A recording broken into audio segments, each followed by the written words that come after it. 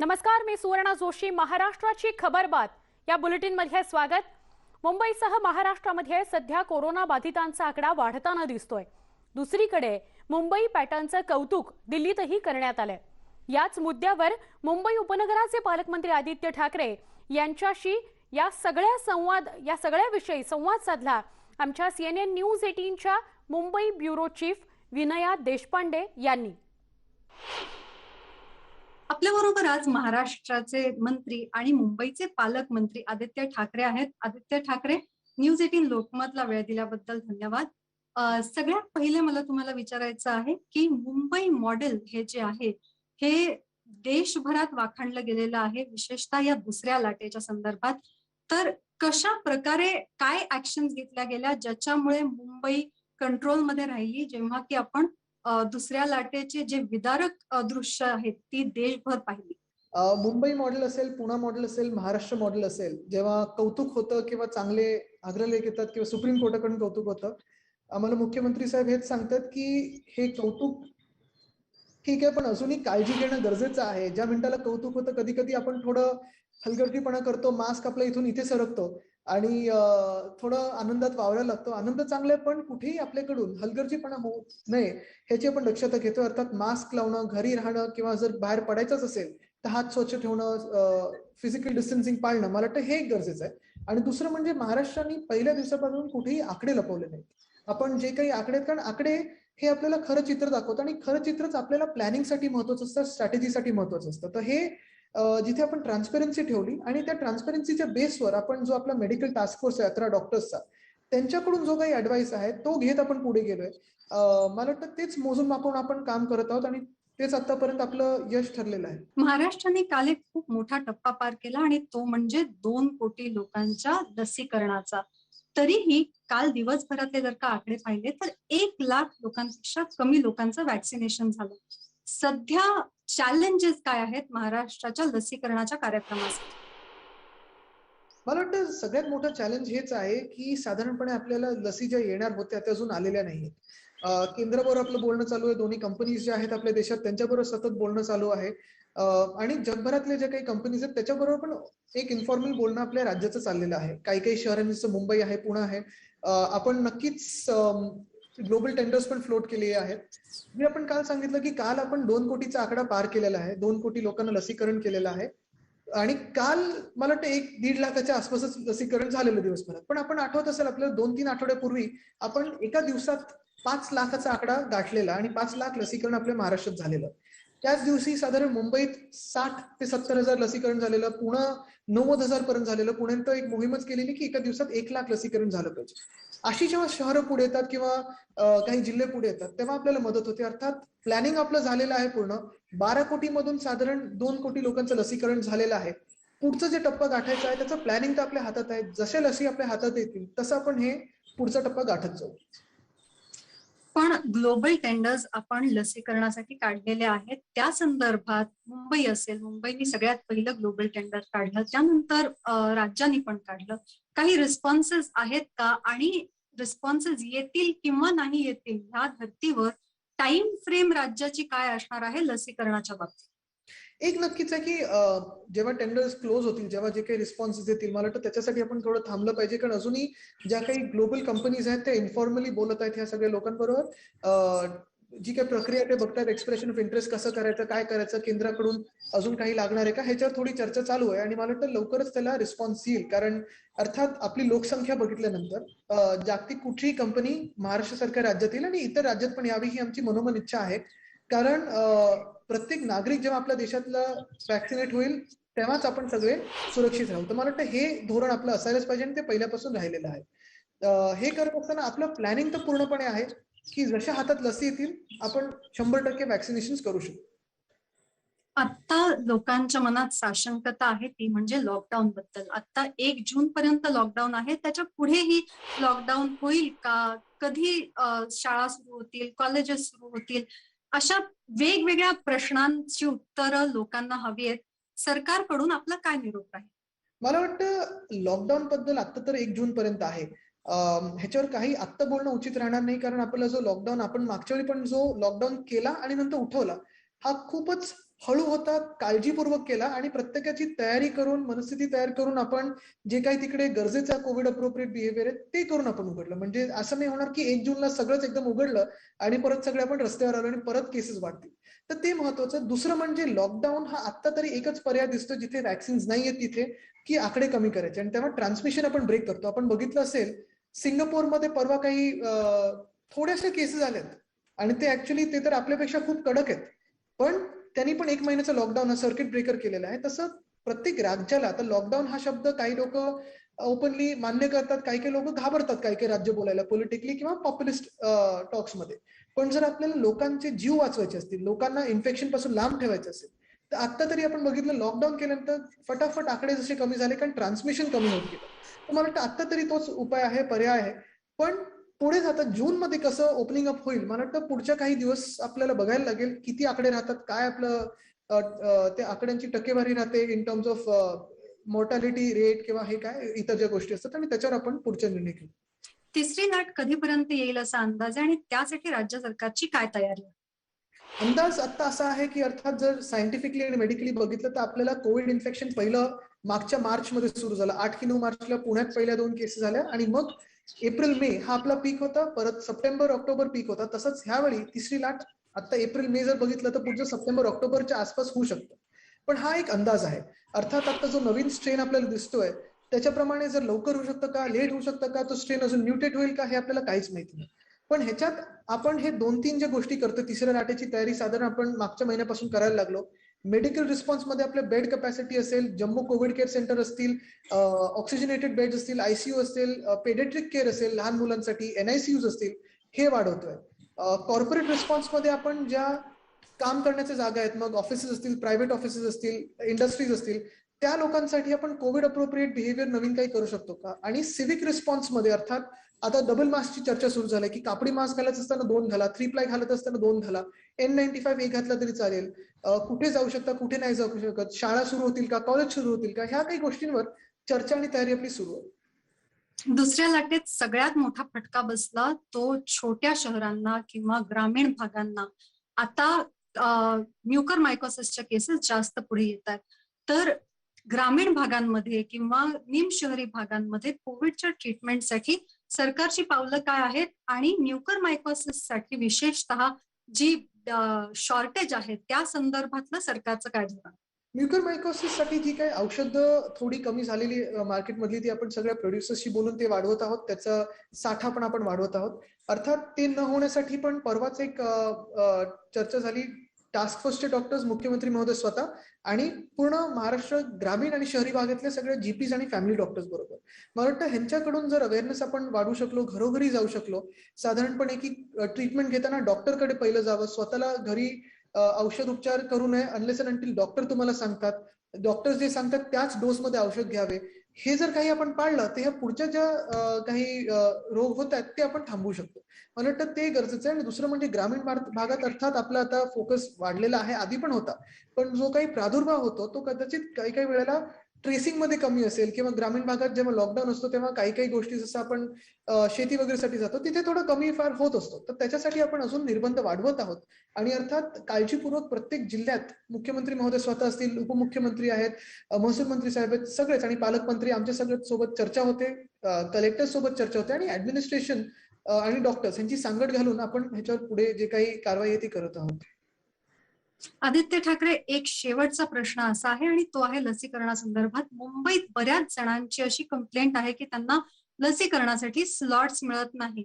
तर मुंबईचे पालकमंत्री म्हणून तुम्ही त्यांच्यासाठी काय करणार आहात? एक तर आपण ज्यांचा दुसरा डोस बाकी होता, जे 60च्या वरती आहेत, मग पुढे 45च्या वरती आणि अर्थात डिफरंटली एबल्ड आहेत, त्यांच्यासाठी आपण वॉक इन ह्या 3 दिवसासाठी ठेवलेलं, म्हणजे त्यांचा दुसरा डोस कम्प्लीट व्हावा. एक आपण परत टास्क फोर्सशी बोलत आहे की आता जे केंद्र सरकारने 2 डोसच्या मधले गॅप जे वाढवलेले आहेत, तर पहिल्या डोसनी जास्तीत जास्त पॉप्युलेशन आपण व्हॅक्सिन करू शकतो का, कारण ते पण एक सेन्स ऑफ सिक्युरिटी आहे. आणि दुसरं व्हॅक्सिन थोडं अजून नंतर देऊ शकतो का, कारण आता लसी खूप कमी उपलब्ध आहे. तिसरं म्हणजे मुख्यमंत्री महोदयांनी प्रधानमंत्री साहेबांना लिहिलेलं आहे की आम्हाला स्टेटचं वेगळं एक ऍप करू दे आणि आम्ही डेटा तुमच्याबरोबर शेअर करू, कारण आताचा जो कोविन ऍप आहे मला वाटतं 132 कोटी जनता आपली देशभरात वापरत आहे आणि कधी कधी त्या स्लॉट्स मध्ये ते पूर्ण आपण काही वेळेत ते काही करू शकत नाही. चौथी गोष्ट म्हणजे मुंबई सारख्या शहरात जिथे लोकसंख्या एवढी आणि पालकमंत्री म्हणून मी, महापौरताई स्वतः, अस्लम शेखजी, आम्ही तिघही जेव्हा चर्चा करतो, चहल साहेब असतील, काकणी साहेब, बेलरसुजी आहेत, अश्विनीजी आहेत, जयस्वालजी आहेत, सगळेच आम्ही एमसीस डीएमसीस चर्चा करतो, तेव्हा एकच ठरवलंय आम्ही की प्रत्येक म्युन्सिपल वॉर्डसाठी एक तरी केंद्र असावं, जेणेकरून जी महत्वाची केंद्र त्याच्यावर गर्दी होणार नाही. प्रत्येकाला आपल्या आपल्या घराच्या बाजूच्या केंद्रामध्ये जाऊन वॅक्सिनेट करता येईल. हाऊसिंग सोसायटीजना पण आपण मुभा दिली की तुम्ही प्रायव्हेट हॉस्पिटल्सवर टायअप केलं तर हाऊसिंग सोसायटीमध्ये तुम्ही वॅक्सिनेट करू शकता. ते ऑफकोर्स त्या प्रायव्हेट हॉस्पिटलच्या टायअप आणि त्यांच्या कंडिशन्सवर आहेत, पण महापालिकेची जी केंद्र आहेत किंवा जी राज्य सरकारची केंद्र आहेत ती अर्थात फ्री वॅक्सिनेशनसाठी आहे. ड्राईव्ह इन वॅक्सिनेशन आपण सुरू केलेलं आहे आणि जास्तीत जास्त केंद्र निर्माण करून लसी जसे येतील तसं आपण वॅक्सिनेशन वाढवत जाऊ. आदित्य ठाकरे, तुम्ही स्वतः कोविड मधून बरे झालेले आहात आणि पुन्हा धडाडीने कामाला सुरुवात केलेली आहे. तुमची धडाडी अशीच कायम राहो यासाठी शुभेच्छा आणि न्यूज 18 लोकमतशी चर्चा केल्याबद्दल धन्यवाद. धन्यवाद. आदित्य ठाकरे यांचा एक्सक्लुझिव्ह इंटरव्ह्यू आपण बघत होतो. आता आपण एका महत्त्वाच्या घडामोडीकडे वळतोय. केंद्रीय आरोग्य मंत्रालयाच्या नव्या सूचना जारी झालेल्या आहेत. कोरोना मुक्त झालेल्यांना 90 दिवस लस मिळणार नाहीये. 3 महिन्यांनंतर त्यांना लस घेता येणार आहे. लस घेण्यापूर्वी अँटीजन टेस्ट पण होणार नाही. स्तनदा मातांनाही लस घेता येणार आहे. आमचे प्रतिनिधी प्रशांत लीला रामदास यांच्याकडून अधिक माहिती घेऊया. प्रशांत, अत्यंत महत्त्वाची ही बातमी आहे, काय अपडेट? बरोबर आहे. कालच राष्ट्रीय जी कोरोनाच्या संदर्भातली आणि लसीकरणाच्या संदर्भातला जो टास्क फोर्स आहे, त्या टास्क फोर्सनी काही शिफारसी केंद्रीय आरोग्य मंत्रालयाला दिल्या होत्या. त्या सर्व शिफारसी आज केंद्रीय आरोग्य मंत्रालयाने कोविड-19च्या संदर्भात जे आहे ज्या शिफारसी त्या राष्ट्रीय तज्ञ गटाच्या शिफारसी सगळ्या स्वीकारलेल्या आहेत. त्यामध्ये पहिली जी शिफारस होती त्यामध्ये कोरोना आजारातून बरे झाल्यानंतर खास करून 3 महिन्यानंतर आता ही लस मिळणार आहे. साधारणतः पूर्वी ही 1 महिन्याचा कालावधी होता, तो आता 3 महिने करण्यात आलेला आहे. त्यानंतर ज्यांनी पहिला डोस घेतलेला आहे त्यानंतर त्यांना कोरोनाची जर लागण झाली असेल तर त्याला त्या व्यक्तीला क्लिनिकल टेस्ट नंतर साधारणतः 3 महिन्यानंतर देखील त्याला दुसरा डोस दिला जातील. आणि तिसरी एक अत्यंत महत्वाची जी शिफारस आहे जी यापूर्वी कुठेच इन्क्लूड नव्हती लसीच्या संदर्भात, जे सर्व स्तनपान करणाऱ्या स्तनदा माता ज्या आहेत त्या स्तनदा मातांना देखील आता लसीकरण करून घेता येणार आहे. यापूर्वी गरोदर महिला आणि स्तनदा माता यांना लसीकरण करण्यासाठी मज्जाव करण्यात आला होता. पहिल्या ज्या मार्गदर्शक सूचना केंद्र सरकारने केल्या होत्या ती सूचना आता मागे घेतलेली आहे. ही अत्यंत महत्वाची सूचना आहे, कारण की जो एक मोठा गट ज्याच्या आधारावरती मार्गदर्शक सूचनांच्या आधारावरती जर बघितलं एक मोठा गट राहून गेला होता 1844 दरम्यान जो 18च्या दरम्यान ज्या स्तनदा माता आहे त्या संदर्भात. अगदी, पण प्रशांत, साधारणपणे अशी मानसिकता बघायला मिळते की एकदा झालेला आहे कोरोना, आता परत व्हायला नको म्हणून घाईने आपण वॅक्सिनेशन करून घ्यावं. तर हे समजून कसं येणार, हे कसं लक्षात येणार, किंवा सरकार कशा पद्धतीने या गोष्टीचं निरीक्षण करणार की इतके सगळे जण कोरोना मुक्त झालेले आहेत आणि त्यांना 3 महिन्यांनंतर लस द्यायची आहे, आत्ता नाही? महत्वाचं म्हणजे जर बघितलं एकदा एका व्यक्तीला कोरोना झाला त्याच्यामध्ये जी अँटीबॉडी डेव्हलप होतात साधारणतः 3 ते 6 महिने त्या अँटीबॉडी ऍक्टिव्ह राहतात. त्यानंतर हळूहळू त्या अँटीबॉडीज कमी होत असतात. त्यामुळे 3 महिन्याचा कालावधी देण्यात आलेला आहे. आणि महत्वाचं म्हणजे ज्या व्यक्तीला कोरोना होतो त्याला त्याची RT-PCR टेस्ट होत असते. RT-PCR टेस्ट ज्यावेळेस झालेली असेल त्या आधारावरती कोविड ऍप त्या संदर्भात जी साधारणतः कनेक्टेड आहे, जसं जर बघितलं आपण कोविड-19च्या लसीकरणासंदर्भातली जी ऍप आहे ती ऍप RT-PCR सोबत कनेक्टेड आहे. त्यामुळे माहीत होईल जर कुठल्या व्यक्तीने लपवण्याचा प्रयत्न केला तर माहीत होईल. पण महत्वाचं म्हणजे अशा वेळी सर्वसामान्य नागरिकांची जबाबदारी आहे की ज्याला कोविड झालेला आहे त्यांनी 3 महिन्यानंतर आपला डोस घ्यावा. अगदी बरोबर. जबाबदारी आहे ही की जर तुम्ही कोरोनामुक्त झालेले असाल तर 3 महिन्यांनंतर तुम्ही डोस घेऊ शकता. तोपर्यंत ज्यांना अजून कोरोना झालेला नाही ते कोरोनाचा डोस घेऊ शकतील. त्यामुळे लपवण्याचा प्रयत्न करू नका. घाईने कोरोना मुक्त झालेले असाल तरी सुद्धा घाईने लस घेण्यासाठी जाण्याचा प्रयत्न करू नका. बातमी आहे निरीच्या मोठ्या संशोधनाची. नागपुरातल्या निरी या संस्थेने कोरोना चाचणीच्या संदर्भातलं एक मोठं संशोधन केलंय. या संशोधनाच्या माध्यमातून आता गुळण्यांच्या नमुन्यांच्या आधारे कोरोना चाचणी करणं शक्य होणार आहे.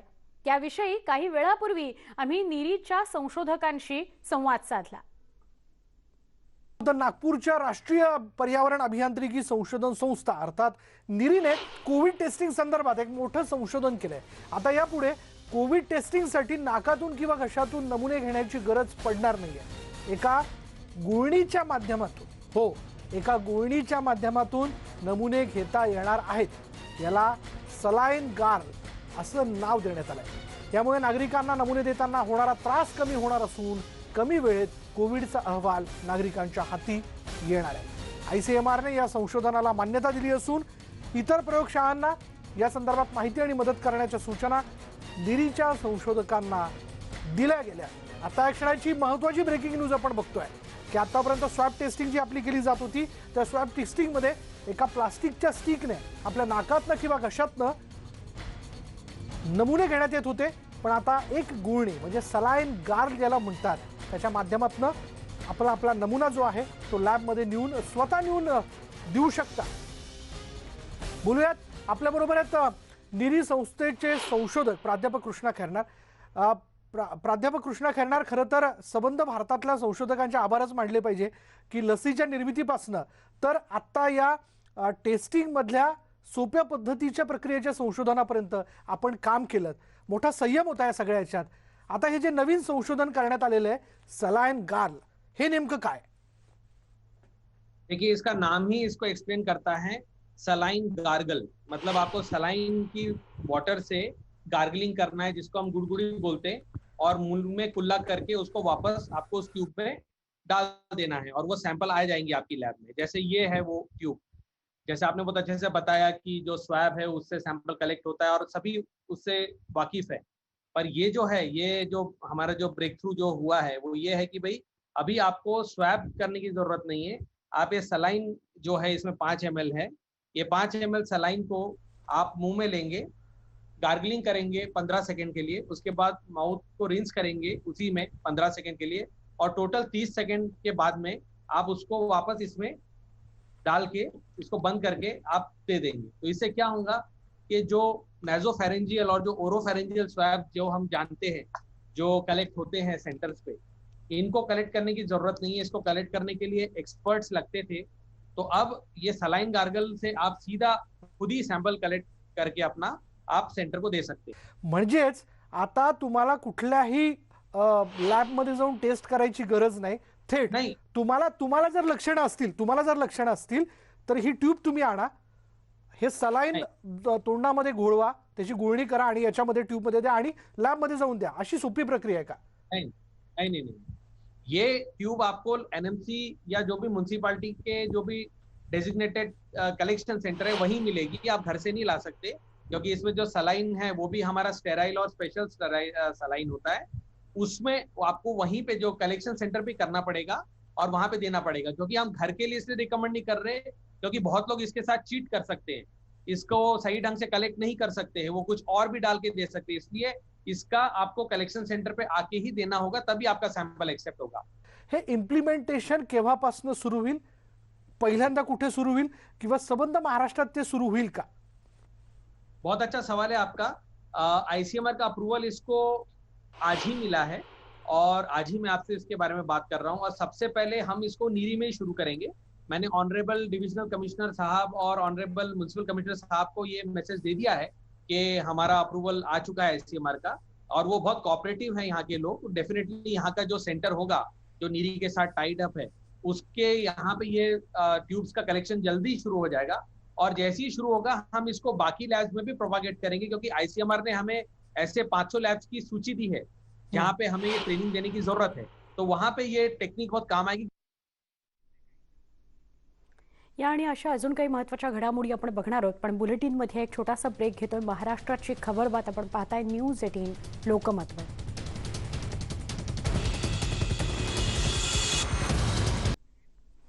महत्त्वाची बातमी आहे, मृत्यू डोळ्यासमोर दिसतोय। बार्ज हे बुडत होतं म्हणून समुद्रात उडी मारावी लागली।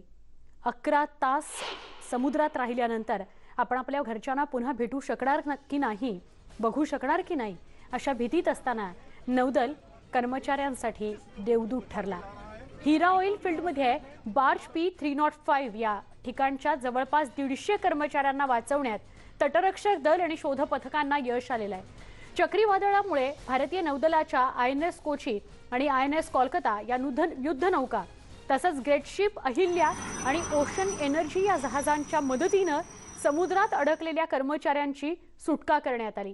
दरम्यान बार्ज P305 वरील काही जणांनी आपला जीव वाचवण्यासाठी पाण्यात उड्या घेतल्या होत्या।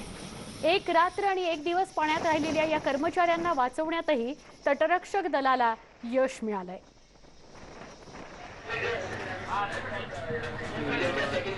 एकूण 261 कर्मचारी होते। बार्ज P305 या नौकेवर हे इतके कर्मचारी होते। नौदलानं वाचवल्यानंतरही डोळ्यात अजून तो भयानक जीवन मरणाचा थरार अनुभवणाऱ्या एका कर्मचाऱ्याला तर अश्रूच अनावर झाले।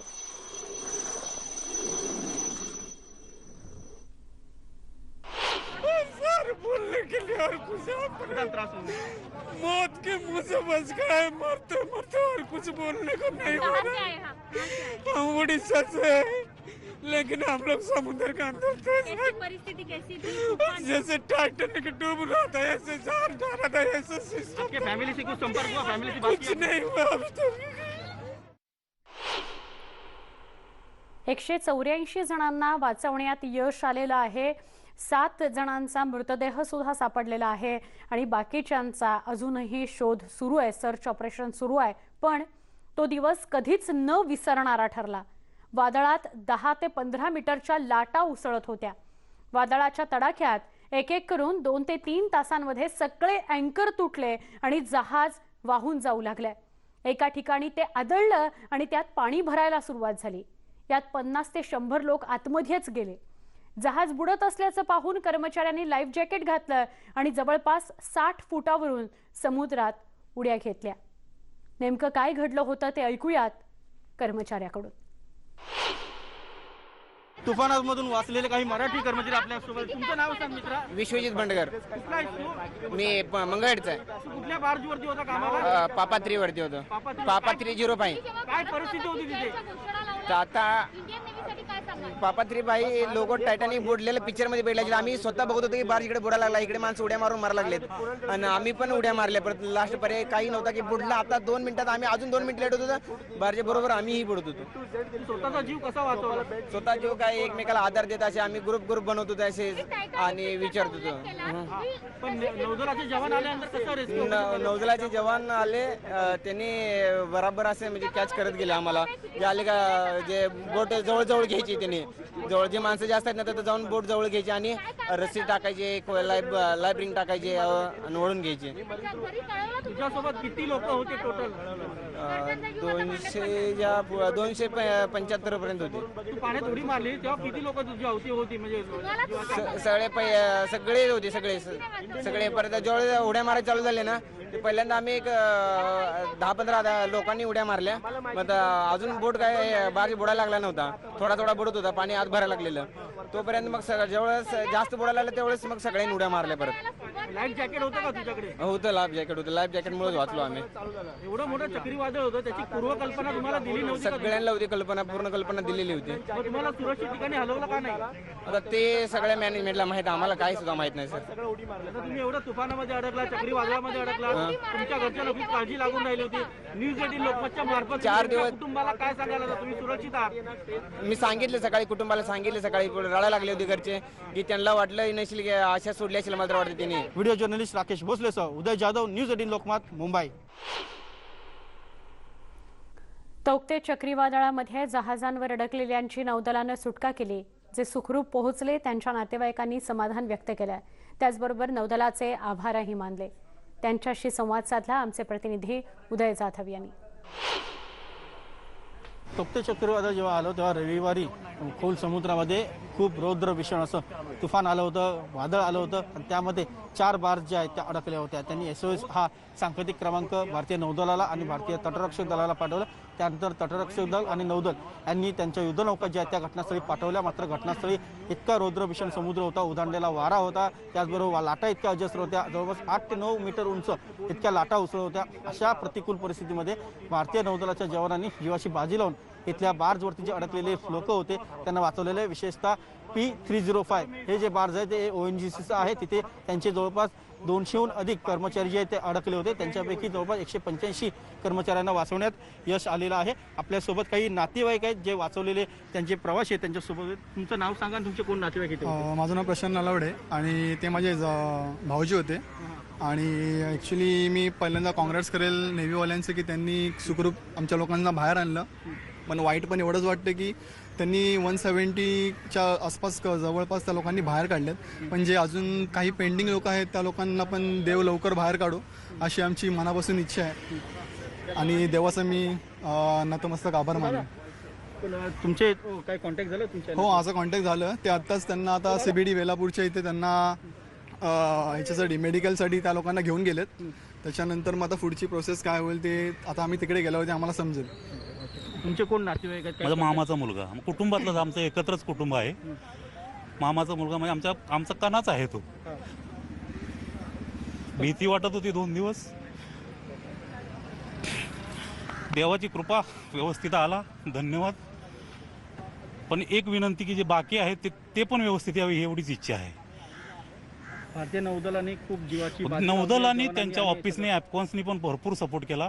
आम्ही काल त्यांच्याशी फुल टचमध्ये होतो. त्यांच्या ॲपकॉनचे पण ऑफिसर सगळे मॅनेजर्स सगळे वर्कर लोक रविवारी सकाळपासून अजूनपर्यंत ऑफिसमध्ये घरी गेलेले नाही. ते तिथेच सगळं त्यांचं कार्य चालू आहे. ते लोक पण कंटिन्यू नेव्हीच्या आणि ONGCच्या टचमध्ये आहेत, कोस्टगार्डच्या टचमध्ये आहेत. काल रात्री त्यांचा 12:30ला आम्हाला एक फोन आला की अनिल सेफ आहे, रेस्क्यू केलेला आहे. तेव्हा आम्हाला थोडं बरं वाटलं. त्याच्यानंतर घरातले सगळे मग त्याचे बायको, आई सगळे घरचे सगळे एकत्रच आहेत, सगळे बसलेले आहेत घरातच. तेव्हा जरा बरं वाटलं. मग त्याच्यानंतर ते जेवले 2 दिवसानंतर. आता त्याला बघितला आम्ही 4थ्या गाडीतून आला, बोलला तो. आता ते बेलापूरला गेले, तिथे गेल्यानंतर आम्हाला पुढची परिस्थिती कळेल. ते ज्या कंपनीसाठी काम करत त्या कंपनीने तुमच्याशी सुसंवाद साधला का?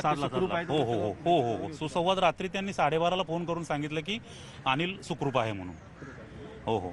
ॲपकॉनचे टोटल 261 काहीतरी त्याच्यावरती वर्कर्स होते. ती बोट पूर्णपणे बुडालेली आहे. तर त्याच्यातले 170-80 रेस्क्यू केलेत. तर बाकीचे लवकरात लवकर रेस्क्यू व्हावे हेच विनंती. बाकी आपण तेवढीच हे करतो. फक्त एक आहे की दुवा कामाला आली. धन्यवाद तुम्ही न्यूजसाठी लोकांशी बोलल्याबद्दल. तर आपण बघतो आहे की नातेवाईक काहीसे समाधानी झालेले, कारण त्यांचे जे कर्मचारी होते या बोटीवरती कामाला ते सुखरूप परतलेले आहेत. मात्र अजूनही धोका टळलेला नाही आहे, कारण अजूनही शोधकार्य खोल समुद्रामध्ये सुरू आहे. जवळपास 78 लोक अजूनही बेपत्ता आहेत. त्यांचा शोध भारतीय नौदल आणि भारतीय तटरक्षक दलाचे जवान जे आहेत सातत्याने घेत आहेत.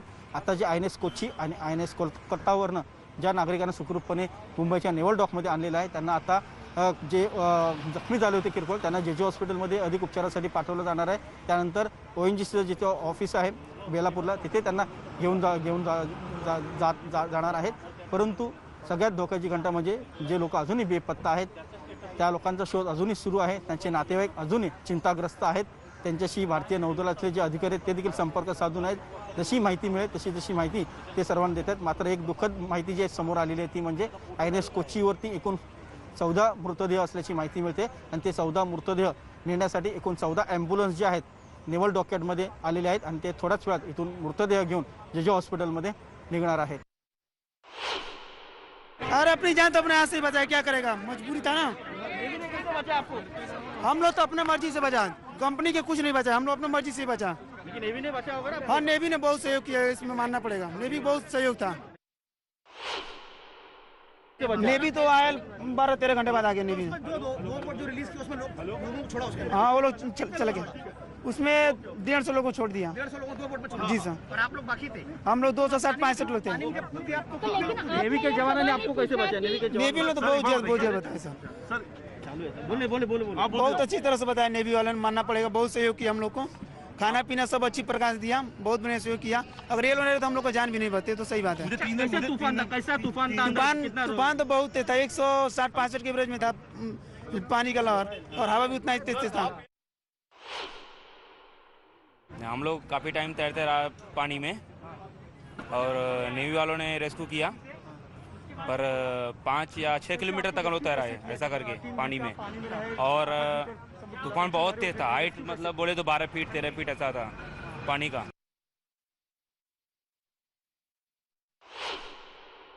So on the 17th morning, as you are aware, we had the cyclonic storm which was approaching Mumbai.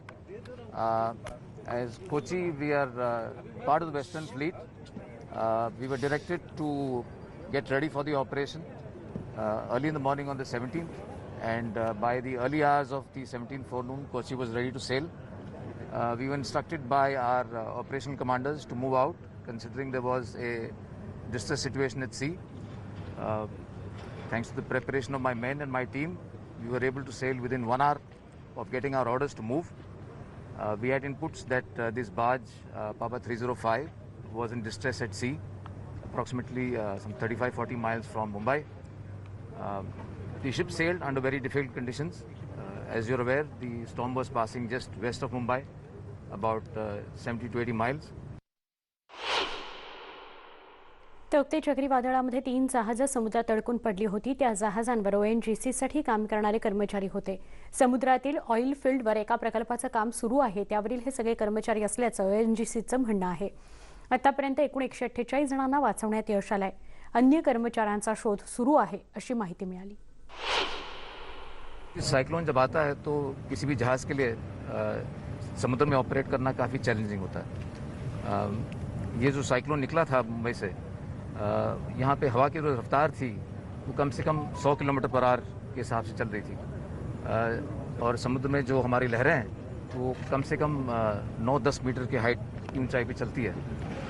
तो इस कंडीशन में ऑपरेट करना, जहाज़ चलाना काफ़ी चैलेंजिंग है, ना सिर्फ मर्चेंटमेंट के लिए लेकिन वॉरशिप्स के लिए भी. इस कंडीशन में जहाँ आपको दिखाई नहीं देता, आपने बारिश में देखा होगा कि कभी कभी बारिश इतनी पड़ती है कि आपके हाथ नहीं दिखते हैं. उसी कंडीशन में भी जहाज़ ऑपरेट हम करते हैं, एक दूसरे के पास जाते हैं, तो इसमें कठिनाई काफ़ी होती है. लेकिन इन कठिनाइयों का सामना करने के लिए नौसेना जो है हम सबको पहले से ट्रेन करती है. हमारे ऑफिसर्स, हमारे सेलर्स, जितने भी नौसैनिक हैं, सब इन कंडीशन में काम करने के लिए सभी तैयार हैं. INS कोचीवरून 125 जणांना समुद्रकिनारी आणण्यात आलं, तर 65 जणांना इतर जहाजांद्वारे आणलं गेलं. अरबी समुद्रामध्ये रेस्क्यू ऑपरेशन अद्यापही सुरूच आहे. या संदर्भात नौदलाचे वरिष्ठ अधिकारी मनोज झा यांच्याशी संवाद साधला आमचे प्रतिनिधी उदय जाधव यांनी. नौदलाचे वरिष्ठ अधिकारी मनोज झा आपल्या सोबत है. सर बताइए किस तरह से ऑपरेशन नेवी ने किया है खोल समुद्र में, डीप समुद्र? देखिए, ये एक दुर्घटना थी और हमारा ये काम नहीं है ये देखना कि दुर्घटना क्यों हुई. हमारा काम ये है कि कैसे हमारे नागरिकों की जान बचाई जा सके. तो टोटल कितने कॉल आए थे और कितने लोगों को बचाने का आपका ऑपरेशन था? कितने लोग के टोटल जिनको रेस्क्यू किया? देखिए, जहाँ जहाँ पर से कॉल आए, अलग अलग ढंग से कॉल आए, और हमने ये कोशिश की कि हर जगह हम अपने एसेट्स, अपने रिसोर्सेज हम डिप्लॉय करें. और मैं ये कहूँगा हम लोग इस दिशा में हम लोग काम कर पाए. जहाँ तक कि एक ये दुर्घटनापूर्ण जो एक दुर्घटना हुई जिसमें कि पापा 305 जो है वो डूब गया, और उसके पहले ये लोग जो है इनको शिप अबैंडन करना पड़ा और इसके सर्च एंड रेस्क्यू में हमें लगना पड़ा. तो और नेवी के कितने शिप्स यहाँ पर डिप्लॉय किए गए? नेवी के जैसा मैंने बताया 5 जहाज अभी भी हैं, और INS कोची जो है वापस he will get deploy. Sir, ये कितने लोगों को अब तक बचाया गया? आप INS कोची से आए, INS कोची में कितने लोग हैं? टोटल मिलाकर के 185 लोगों की जान, फ्रॉम पापा 305 185 लोगों की जान बचाई जा चुकी है. वीडियो जर्नलिस्ट राकेश भोसलेसह उदय जाधव, न्यूज 18 लोकमत, मुंबई. एक छोटासा ब्रेक, लगेच भेटतोय. महाराष्ट्राची खबर बात न्यूज 18 लोकमतवर बघणार आहोत. पहा फक्त न्यूज 18.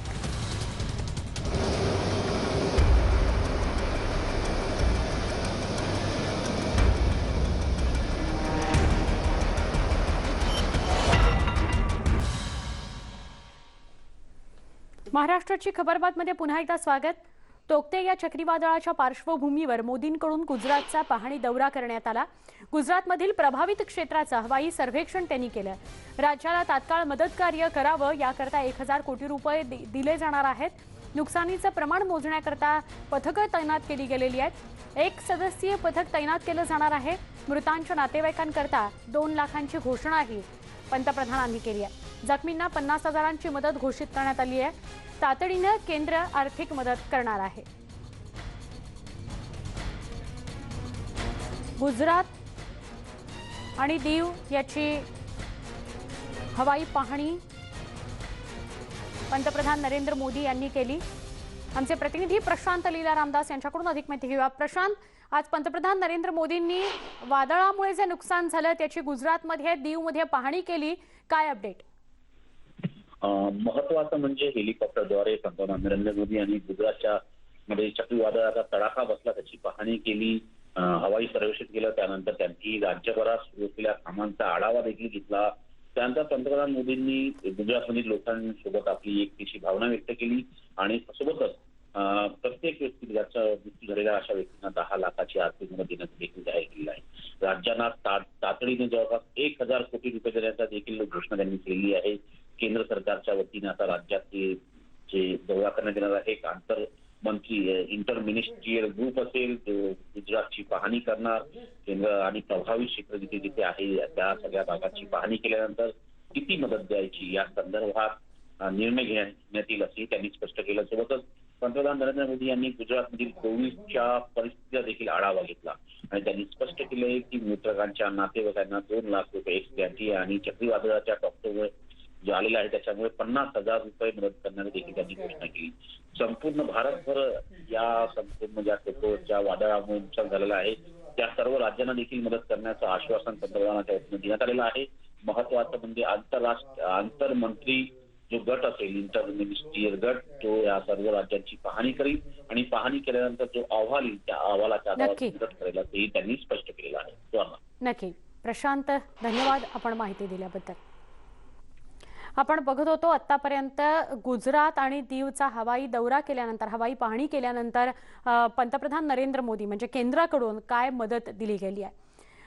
धुळे जिल्ह्यामध्ये भाऊसाहेब हिरे शासकीय महाविद्यालयासह विविध खासगी रुग्णालयामध्ये म्युकरमायकोसिसचे रुग्ण आढळून येत आहेत। सध्या धुळ्यात 25 रुग्ण आहेत। जिल्हा प्रशासनाने खबरदारीचे उपाय सुरू केलेले आहेत।